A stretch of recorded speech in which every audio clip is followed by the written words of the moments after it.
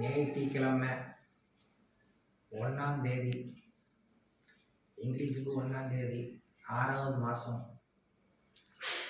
எங்கள் ஊர் பெருமாள் சாமி கோயில், பெருமாள், பார்வதி, ராமர், சீதா, லட்சுமி, லட்சுமணசாமி, அனுமான் சாமி, இவங்களை நினச்சி எங்கள் ஊர் பெருமாள் சாமி கோயில் நினச்சி சென்னையில் இருக்கிற இடத்துல இங்கேருந்து அந்த தெய்வத்தை நினச்சி வணங்கி சக்கரை பொங்கல், அவருக்கு பிடிச்ச பழம் ரகம் அவ்வளவு எல்லாம் எங்கேயால் முடிஞ்ச பலரகம் எல்லாம் வாங்கி வச்சு அந்த எங்கள் ஊர் பெருமாள் சாமி இங்கேருந்து பெருமாள், பார்வதி, ராமர், சீதா, லட்சுமி, லட்சுமணசாமி, அனுமான் சாமி அவங்கள நினச்சி இங்கே இருந்து நாங்கள் சாமி கும்பிடுறோம்.